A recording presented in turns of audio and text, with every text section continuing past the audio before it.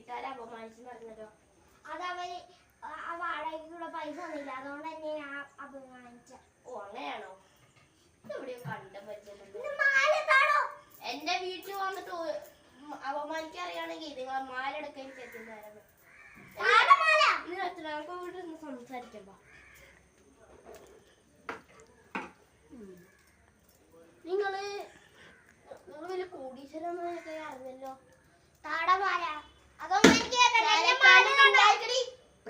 ഞാൻ ചോദിച്ച കുറ്റം പറ. അത് നീലകണ്ഠൻ ആരാന്ന് ശരിക്കും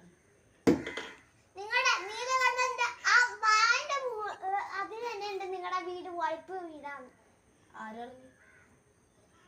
അപ്പൊ നിന്റെ വീടോ? ഒട്ടും കൊള്ളാത്ത വീടല്ലേ? എന്റെ വീടിനെ പറയാണ്ടല്ലോ.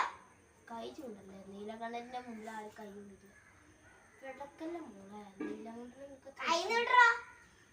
ഓടി നീലകണ്ഠ 10 മിനിറ്റ് സമയം തരും. അതിനുള്ളിൽ എന്റെ അമ്മ പാലിച്ചത് തിരിച്ച് നീ അവരോട് വന്ന് മാപ്പറണം. ഇല്ലെങ്കിൽ നീലകണ്ഠൻ ആരെന്ന് നീ അറിയൂ.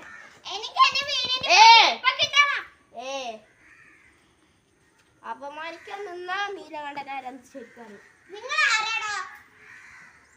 വെറുതെ നീലകണ്ഠനെ ദേഷ്യം പിടിപ്പില്ലേ?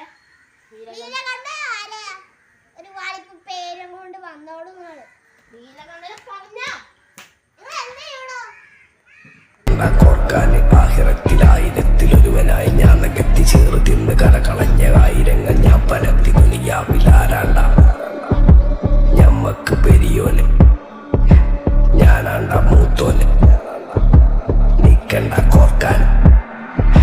പെരിയിൽ നിന്ന് കട്ടതല്ല, വീട് വളപ്പ് വിറ്റതല്ല, വാപ്പ തന്ന പുത്തനല്ല, പൊടികെടുത്ത് വിറ്റതല്ല.